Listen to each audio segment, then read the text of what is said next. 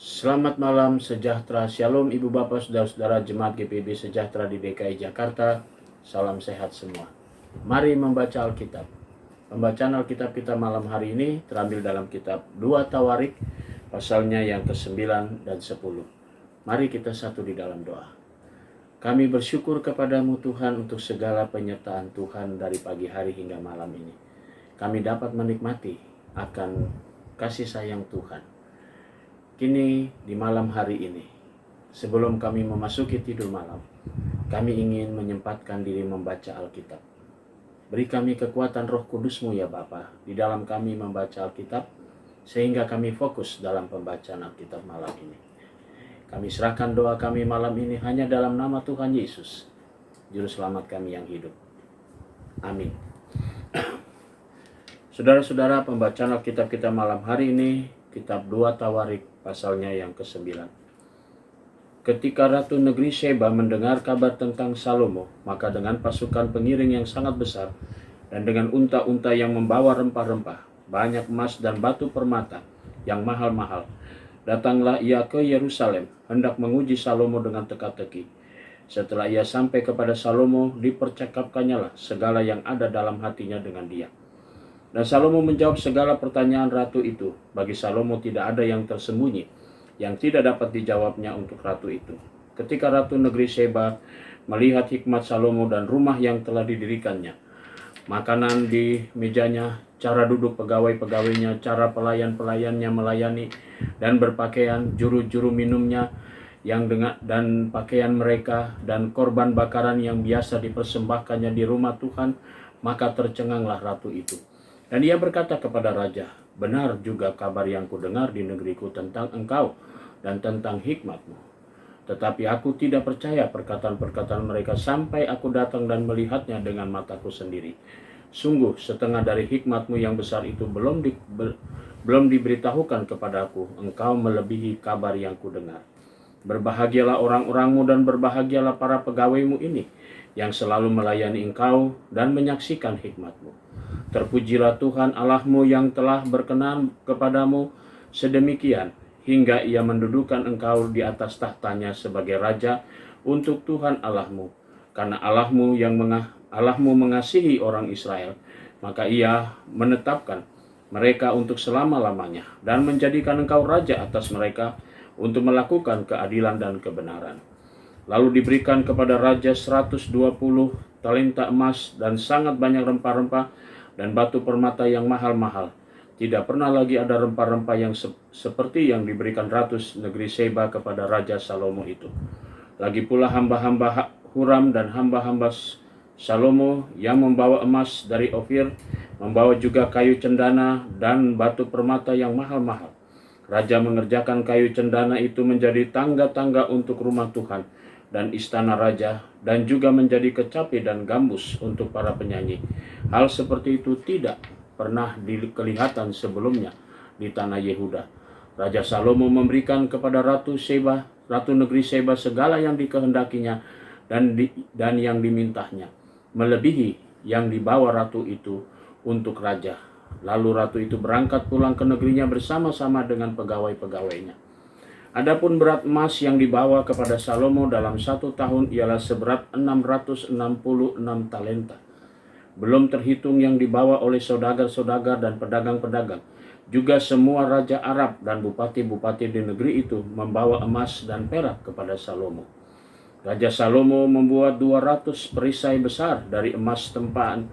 600 sikal emas tempaan dipakainya untuk setiap perisai besar. Ia membuat juga 300 perisai kecil dari emas tempaan. 300 sikal emas dipakainya untuk setiap perisai kecil. Lalu raja menaruh semuanya itu dalam gedung hutan Libanon. Juga raja membuat takhta besar dari gading yang disalutnya dengan emas murni. Takhta itu 6 tingkatnya, dan tumpuan kakinya dari emas yang dipautkan pada takhta itu. Dan pada kedua sisi tempat duduk ada kelek-kelek. Di samping kelek-kelek itu berdiri 2 singa. Sedang 12 singa berdiri di atas ke-6 tingkat itu sebelah menyebelah. Belum pernah diperbuat yang demikian bagi sesuatu kerajaan. Segala perkakas minuman Raja Salomo dari emas, dan segala barang di gedung hutan Libanon itu dari emas murni. Perak tidak dianggap berharga pada zaman Salomo. Sebab raja mempunyai kapal-kapal yang berlayar ke Tarsis bersama-sama dengan orang-orang Huram, dan sekali 3 tahun kapal-kapal Tarsis itu datang membawa emas dan perak serta gading, juga kera dan burung merak. Raja Salomo melebihi semua raja di bumi dalam hal kekayaan dan hikmat. Semua raja di bumi berikhtiar menghadap Salomo untuk menyaksikan hikmat yang telah ditaruh Allah di dalam hatinya. Mereka datang masing-masing membawa persembahannya, yakni barang-barang perak dan barang-barang emas, pakaian, senjata, rempah-rempah, kuda, dan bagal. Dan begitulah tahun demi tahun. Salomo mempunyai juga 4.000 kandang untuk kuda-kudanya dan kereta-keretanya, dan 12.000 orang berkuda yang ditempatkan di dalam kota-kota kereta dan dekat raja di Yerusalem. Dan ia memerintah atas semua raja mulai dari sungai Efrat sampai negeri orang Filistin dan sampai tapal batas Mesir. Raja membuat banyaknya perak di Yerusalem sama seperti batu, dan banyaknya pohon kayu ara sama seperti pohon ara yang tumbuh di daerah bukit. Kuda untuk Salomo didatangkan dari Misraim dan dari segala negeri. Selebihnya dari riwayat Salomo dari awal sampai akhir, bukankah semuanya itu tertulis dalam riwayat Nabi Nathan dan dalam nubuatan Aha orang Silo dan dalam penglihatan Ido pelihat itu tentang Yerobiam bin Nebat. Salomo memerintah di Yerusalem atas seluruh Israel 40 tahun lamanya. Kemudian Salomo mendapat perhentian bersama-sama dengan nenek moyangnya, dan ia dikuburkan di kota Daud ayahnya. Maka Rehabeam anaknya menjadi raja menggantikan dia. 2 Tawarik pasal 10. Ketika Rehabeam pergi ke Sikem, sebab seluruh Israel telah datang ke Sikem untuk menobatkan dia menjadi raja. Segera sesudah hal itu kedengaran kepada Yerobiam bin Nebat, ia ada di Mesir, sebab ia melarikan diri ke sana dari hadapan Raja Salomo. Maka kembalilah ia dari Mesir.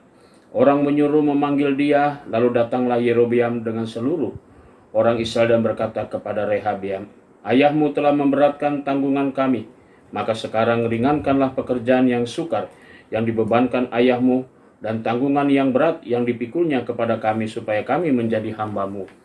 Tetapi ia menjawab mereka, datanglah kembali kepadaku lusa. Lalu pergilah rakyat itu. Sesudah itu Rehabeam meminta nasihat dari para tua-tua yang selama hidup Salomo mendampingi Salomo ayahnya. Katanya, apakah nasihatmu untuk menjawab rakyat itu? Mereka berkata kepadanya, jika engkau mau berlaku ramah terhadap rakyat itu, mau menyenangkan mereka dan mengatakan kata-kata yang baik kepada mereka, maka mereka akan menjadi hamba-hambamu sepanjang waktu. Tetapi ia mengabaikan nasihat yang diberikan para tua-tua itu. Lalu ia meminta nasihat kepada orang-orang muda yang sebaya dengan dia dan yang mendampinginya. Katanya kepada mereka, apakah nasihatmu? Supaya kita dapat menjawab rakyat yang mengatakan kepadaku, ringankanlah tanggungan yang dipikulkan kepada kami oleh ayahmu. Lalu orang-orang muda yang sebaya dengan dia itu berkata, beginilah harus kau katakan kepada rakyat yang telah berkata kepadamu, ayahmu telah memberatkan tanggungan kami, tetapi engkau ini berilah keringanan kepada kami. Beginilah harus kau katakan kepada mereka, kelingkingku lebih besar daripada pinggang ayahku. Maka sekarang ayahku telah membebankan kepada kamu tanggungan yang berat, tetapi aku akan menambahkan tanggungan kamu. Ayahku telah menghajar kamu dengan cambuk, tetapi aku akan menghajar kamu dengan cambuk yang berduri besi. Lusanya datanglah Yerobiam dengan segenap rakyat kepada Rehabeam, seperti yang dikatakan raja, kembalilah kepadaku lusa. Raja Rehabeam menjawab mereka dengan keras, ia telah mengabaikan nasihat para tua-tua itu. Ia mengatakan kepada mereka, menurut nasihat orang-orang muda, ayahku telah memberatkan tanggungan kamu, tetapi aku akan menambahnya. Ayahku telah menghajar kamu dengan cambuk, tetapi aku akan menghajar kamu dengan cambuk yang berduri besi. Jadi raja tidak mendengarkan permintaan rakyat, sebab hal itu merupakan perubahan yang disebabkan Allah, supaya Tuhan menepati firman yang diucapkannya dengan perantaran Ahia orang Silo kepada Yerobiam bin Nebat.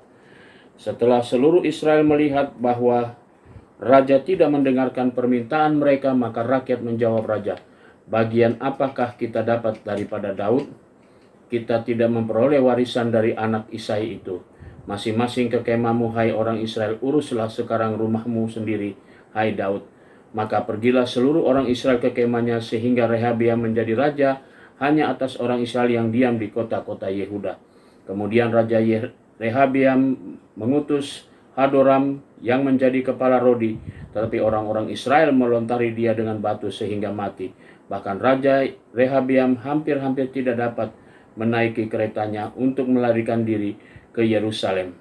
Demikianlah mulanya orang Israel memberontak terhadap keluarga Daud sampai hari ini. Saudara-saudara, mari kita satu dalam doa.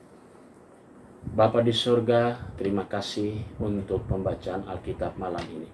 Terima kasih untuk tuntunan Roh Kudus-Mu. Malam menjadi bagian bagi kami untuk beristirahat.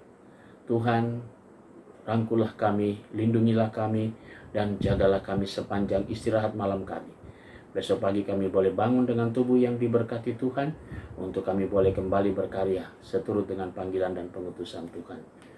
Kami berdoa untuk jemaat GPIB sejahtera di DKI Jakarta, tiap keluarga, tiap pribadi. Inilah doa kami ya Tuhan di malam ini. Ampunkan dosa kami. Dalam nama Tuhan Yesus, kami berdoa dan mengucap syukur kepada Bapa di sorga. Amin. Selamat malam, selamat beristirahat. Tuhan memberkati saudara.